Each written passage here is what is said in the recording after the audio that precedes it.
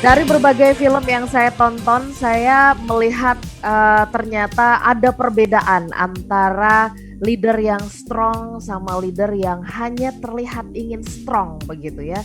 Jadi film-film ini menunjukkan bahwa mereka yang memiliki strong leadership begitu adalah orang-orang yang berani mengambil resiko, bukan pada saat menyenangkan tetapi pada saat-saat genting dan harus mengambil keputusan. Leader berani melakukannya.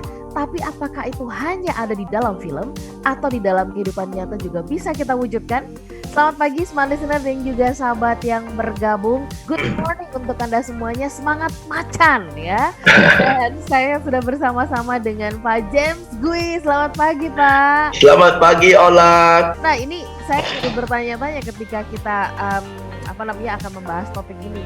Saya berpikir-pikir how to be a strong and inspiring leader in changing and challenge situation ya. Yep. Nah, ini menarik banget sih Pak Jem kalau ngomongin tentang strong leadership ya. Yes. Soalnya Pak Jem memberikan catatannya adalah in changing and challenges situation. Yep. Kalau dalam situasi yang indah menarik sih banyak yang mau jadi leader sih ya Pak Jem. Yes. Setuju. Mbak, kita mulai dari pertanyaan sederhana saya Pak Jem. Ini beneran bisa kita wujudkan atau memang itu hanya ada dalam tayangan-tayangan yang indah dalam film Hollywood ya? Iya gitu Pak Jem. Iya. Pak.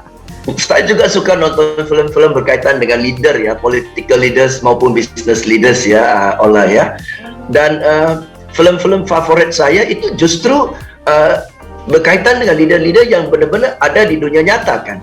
Ya, misalnya cerita film-film Gandhi misalnya, ya, film JFK, Invictus, Nelson Mandela, ya, terus apa lagi, The Founder, Ray Kroc, ya di McDonald's, ya. Jadi ini semua adalah berdasarkan kehidupan nyata. Apollo 13 termasuk, ya, Apollo 13 juga leadershipnya keren banget, ya. Jadi bukan hanya di Hollywood, tetapi di dunia nyata justru Hollywood ambil contoh dan inspirasi dari dunia nyata. Ya, so yes, ternyata it exists. Ya, it exists. Ada orang-orang hebat seperti itu sepanjang masa dalam kondisi seperti apapun. Ya, jadi yes. Kondisinya adalah untuk menjawab pertanyaan Ola, yes, memang ada banyak sekali contoh-contoh nyata sepanjang masa sampai hari ini masih kita bisa ketemu di dunia politik maupun dunia bisnis leader-leader yang hebat yang bisa buat keputusan dalam kondisi sulit ya. Dan saya yakin sepanjang tahun 2020 sampai sekarang di banyak perusahaan di seluruh Indonesia pun ada leader-leader ya yang justru melalui keputusan mereka yang sulit di masa yang sulit justru bisa buat perusahaan mereka survive sampai hari ini. Baik, tapi ini nggak dilahirkan ya Pak James ya, ini juga bisa dibentuk begitu, benar nggak sih Pak James? Nah ini kontroversial sekali loh. Oke. Ya selalu ada dua kubu ya. Satu adalah leader itu lahir aja sudah punya ciri-cirinya lah, sudah punya bakat, sudah bibit bobotnya sudah ada ya. Okay. Tinggal sitcomnya aja yang buat dia muncul, ya terpaksa dia muncul, kepepet dia muncul ya. Atau mungkin bibitnya sudah ada. Dan dikasih kesempatan untuk training, belajar sehingga dipolis ya sehingga bisa ya.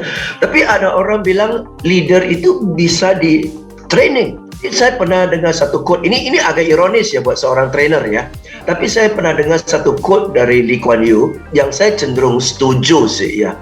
Dia pernah diwawancara kalau nggak salah di Harvard atau di mana. Dia ditanya, menurut Anda apakah seorang leader itu lahir atau seorang leader itu bisa ditrain? Oke? Dan dia ada dua versi jawabannya. Di wawancara dua kali ada dua versi tapi mirip-mirip. Oke? Satu, dia bilang jika Anda tidak punya instinktif ya, bawaan untuk mau bantu orang lain ya, mau bantu orang lain bukan hanya untuk membantu buat kepentingan diri sendiri dan keluarga ya, itu normal ya. Tapi jika Anda tidak punya keinginan untuk panggilan ya untuk bantu banyak orang, sulit Anda jadi pemimpin. Menarik loh. Jadi pemimpin itu adalah pelayanan loh, melayani orang lain loh, ya, service loh.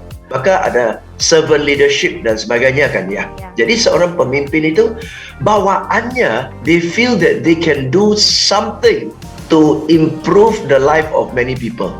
Ya, dan dia mau lakukan itu demi itu, bukan demi semata-mata demi keuntungan pribadi, nama terkenal, dan bukan itu. Tapi dia rasa bahwa ada sesuatu yang dia bisa lakukan ya untuk improve orang lain. Satu, itu poinnya satu ya. Jadi if you do not have this basic desire to help other people, then it's difficult for you to be a leader. Pak James, kita melaju lagi ya. Tadi kalau Bapak mengutip atau berangkat dari pendapatnya Lee Kuan Yew gitu ya, pemimpin itu bawaannya udah pengennya ngebantuin orang gitu kan, nggak memikirkan diri sendiri. Jadi kalau ada orang yang memikirkan diri sendiri, kepentingan diri sendiri gitu ya, cari nama, cari jabatan, berarti PR nih ada. Ada apa dengan visinya sebagai leader gitu ya Pak James? Oke. Silakan ditanggapi Pak James. Bahwa setiap orang bekerja demi diri sendiri dan demi keluarganya itu udah pastilah ya. Tapi maksudnya bukan sekedar itu, lebih dari itu, lebih luas daripada itu. Ada orang kan kerja secukupnya buat diri sendiri, buat keluarga. Ya, capai target, ya sudah gitu kan, ya sudah ya. Tapi ada orang yang nggak cukup nih, saya masih bisa lebih lagi, masih bisa bantu orang lagi dan sebagainya. Itu yang leader ya. Jadi leaders are those yang bukan cuma memenuhi buat diri sendiri dan keluarga, tetapi beyond.